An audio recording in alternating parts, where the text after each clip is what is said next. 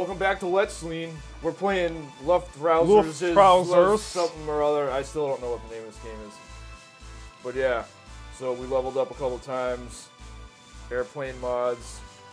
Let's try this again. Let's see your pew-pew. Yeah.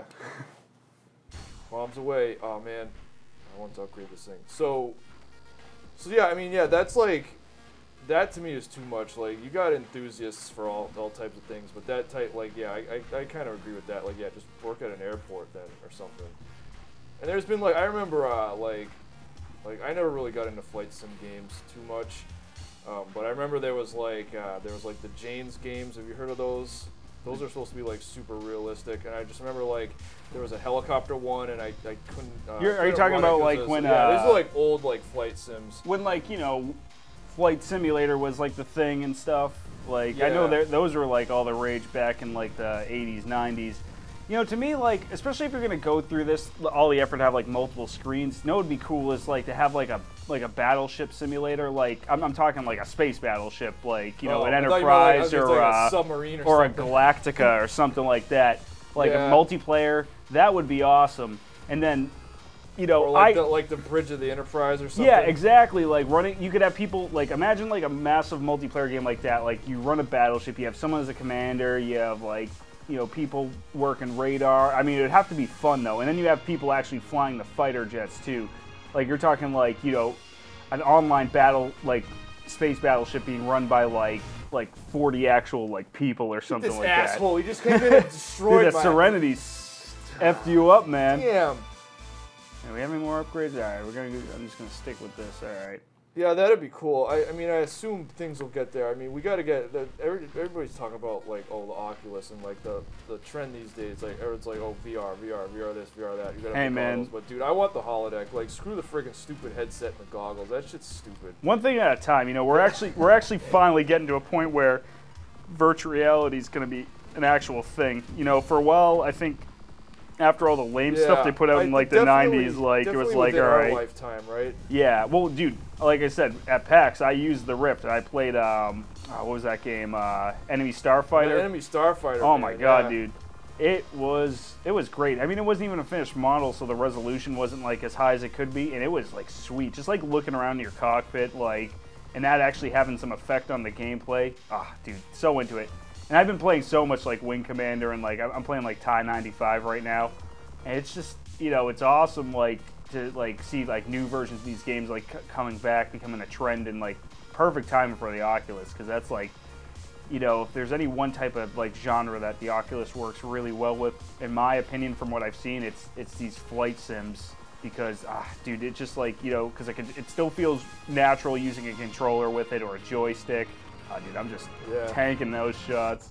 Bam. Should have crashed into that thing. Yeah, I was trying to, dude. It took me out, that anti-aircraft, man. No, but yeah, like the Oculus, dude, like, or the Morpheus, you know, one of these VR sets, I want one in my house, and I want to play all these flight sims on them and just, like, sucked into the Matrix, like, goodbye, like, real life. That's gonna be, yeah, that'll be the last anyone sees of you, right? Yeah, totally. They're gonna have to peel that thing off my cold, dead body. It's gonna be awesome. I mean, I get that though. I get that the goggles is much easier than having the full body, you know, full body thing. But still, like, oh, dude, I wouldn't be surprised one day. But you know, they got to start somewhere, and VR is actually starting to become a home like thing now, or hopefully soon. You know, they tried it before with the Virtual Boy, and you know, but now it's actually like a realistic idea that actually works as intended from what I've seen and used.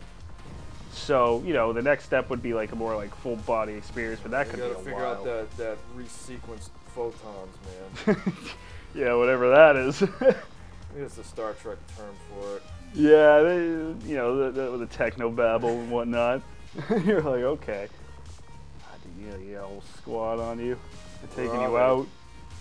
I want this thing out of here. I already dealt some. Dude, look at this.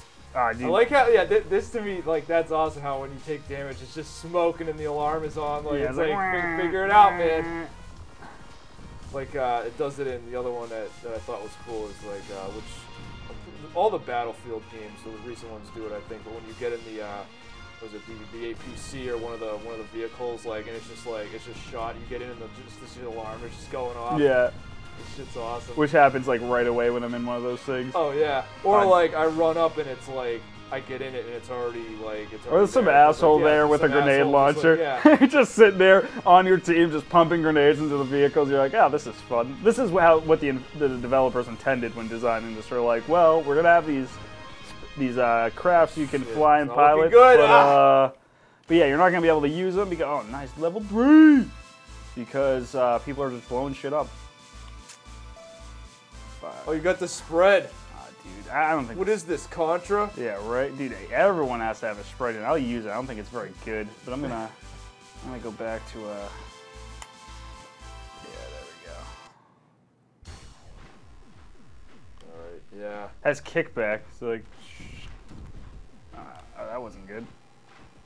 All right, here we go. Okay.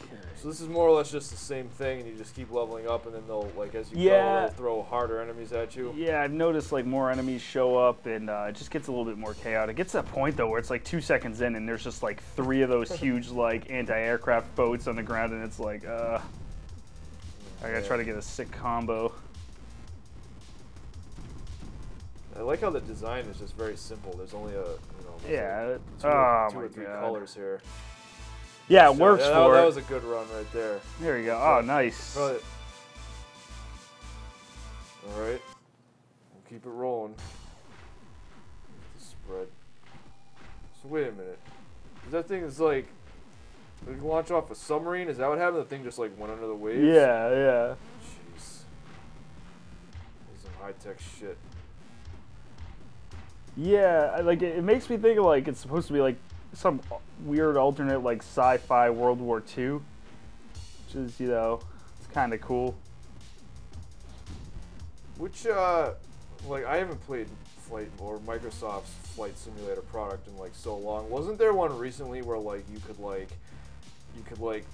put the friggin' aircraft, like you could like, because that isn't that the point, is to like get like pick a plane or pick a jetliner and like fly to like famous locations like cities and it's supposed to be like as accurate as possible. Yeah, it's just flying and landing. Like, yeah, but wasn't there a recent one where you could like fly through buildings and shit and like just like crash it?